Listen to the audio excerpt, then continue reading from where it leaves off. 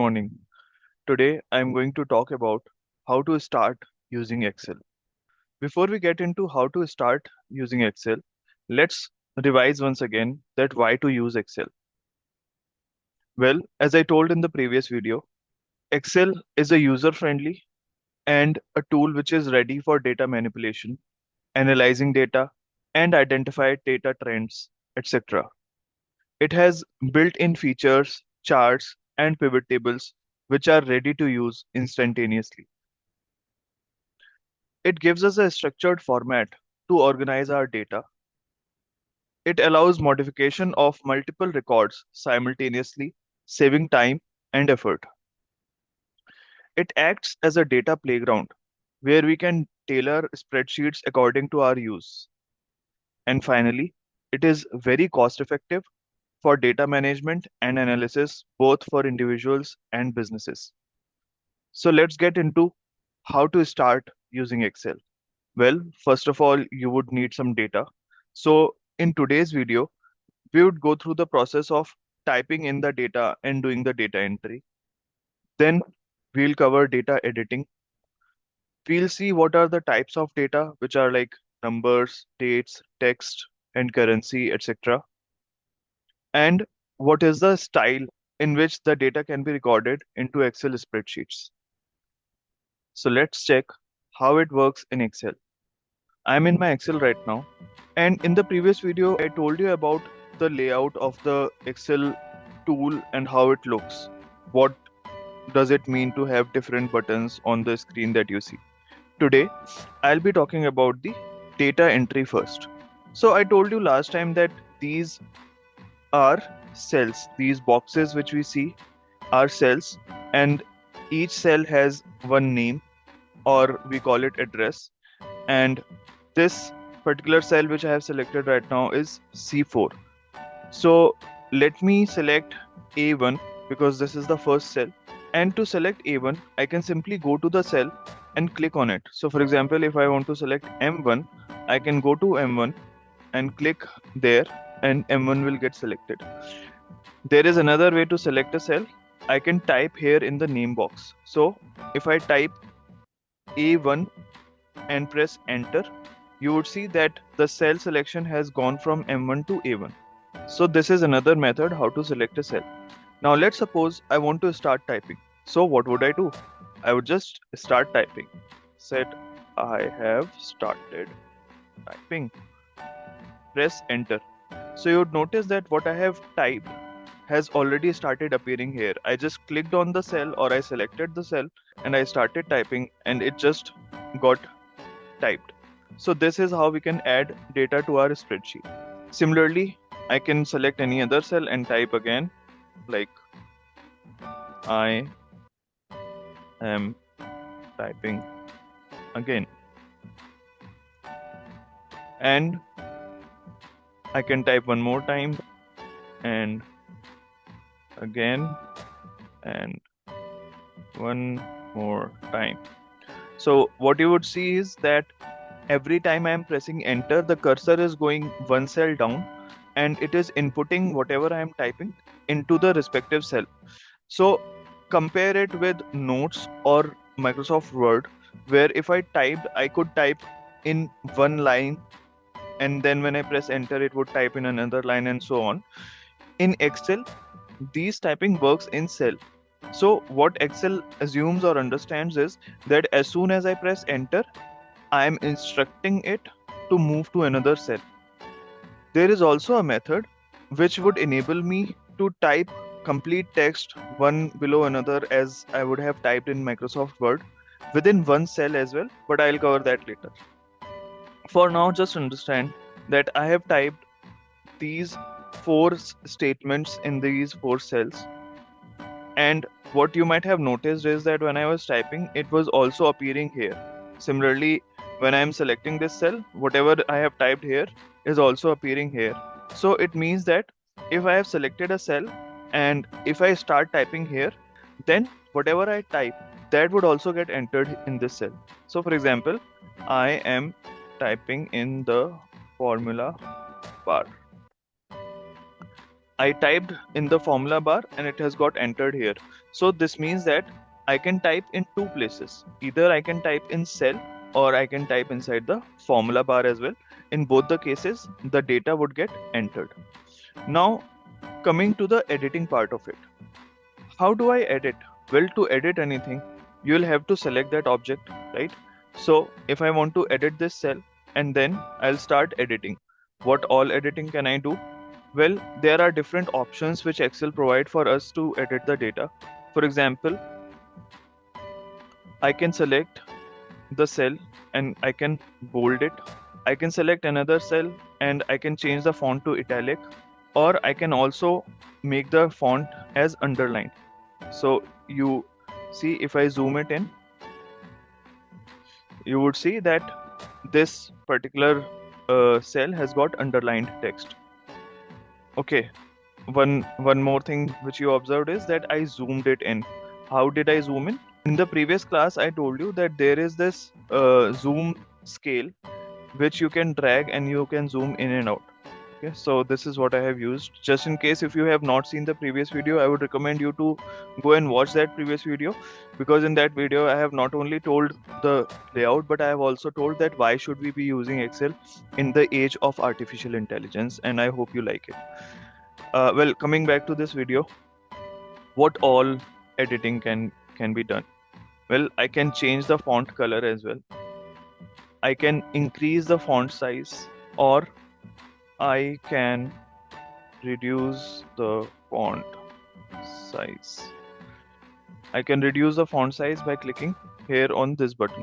Now, I did this editing very fast, so I would just take a step back and explain you that how I have edited all of these. Well, uh, you see this section font in the home tab.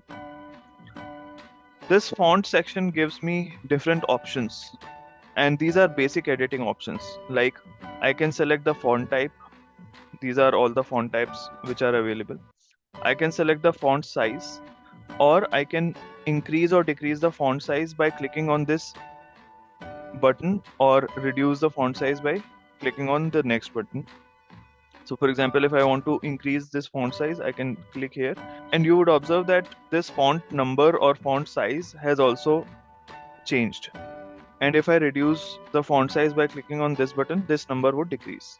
Similarly, I can make the font bold, italic, underlined as well. And I can change the font color to whichever color I want. So I can take any color from this template, or I can create my custom color here as well. So for example, I can change any number here, 45, and blue has 75.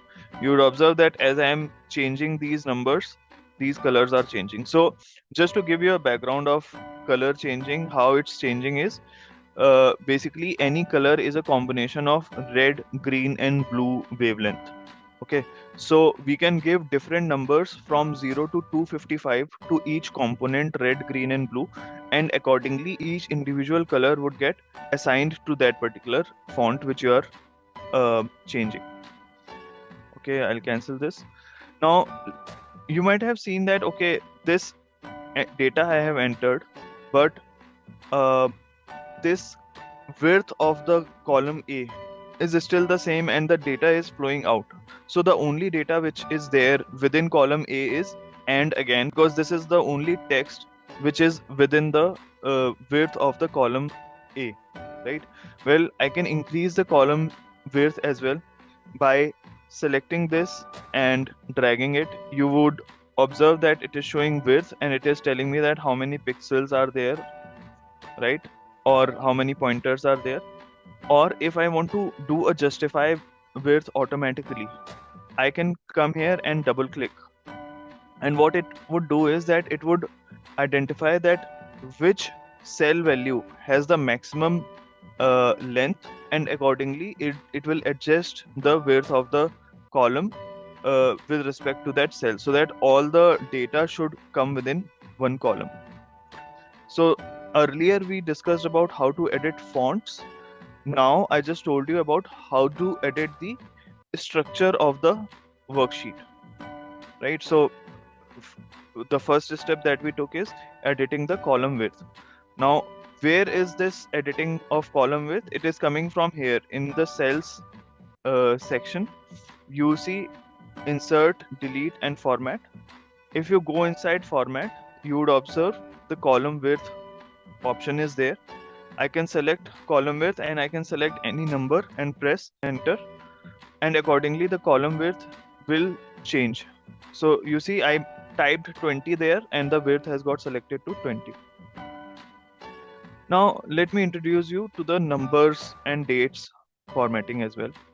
So for example, I type 1, I can type 1.5, I can type 0.015 as well. So what you see is that Excel is allowing me to type any decimal numbers, okay, which is good.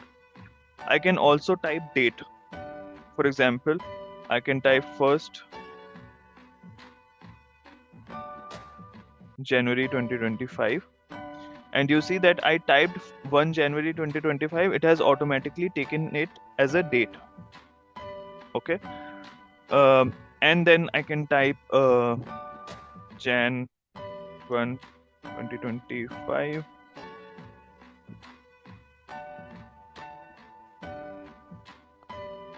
and you see that it has not taken as a date, it has taken as a text.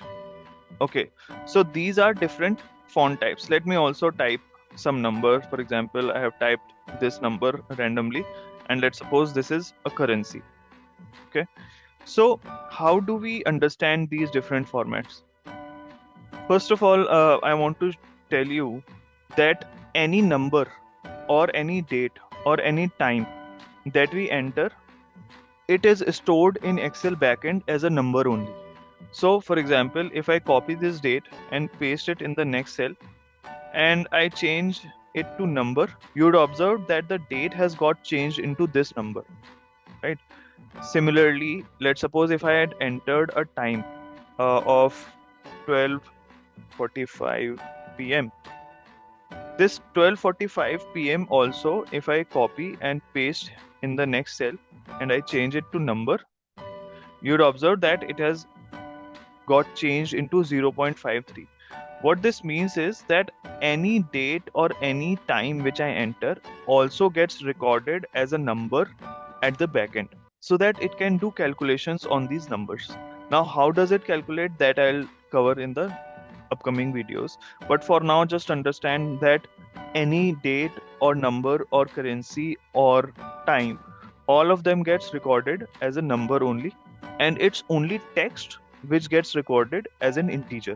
So this I entered, it has not recognized that it is a date and it has entered it as a text. So let me quickly show you what are different types of formatting that we can do with numbers. So if you come into this number section, you would observe that there is a drop down and there are some buttons down below. These buttons are nothing but just a shortcut because these are most commonly used options that we choose from this drop down. Hence, Excel has given these buttons here. This is basically to convert any number into currency. This is to convert any number into percentage.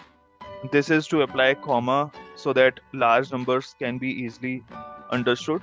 And this is to reduce or increase the decimal point. So I'll just show you. For example, this is 65,454. If I put a comma here, you observe that after 65 there is a comma which has got applied and then 454. So this makes it very easy for us to understand and read that yes, this is 65,454. You might observe that it shows 0.00. I can reduce the number of decimal places by clicking on this button, and I can increase as well. Similarly, let's suppose this is the number 0.015. I want to see that how much is this in terms of percentage. I can click percentage button here and it would show me 2%. Now, why is it showing me 2%? Because this number is rounded off. If I increase the decimal places, you would observe that it is showing the exact number in percentage. So what it means is that Excel converts a number to a rounded off larger number if we reduce the number of decimal places, right? So similarly, let's try reducing number of decimal places here.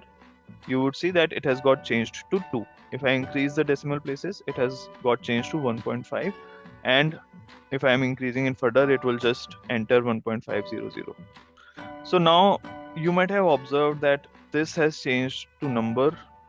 Here it has selected as general. Here it is selected as custom.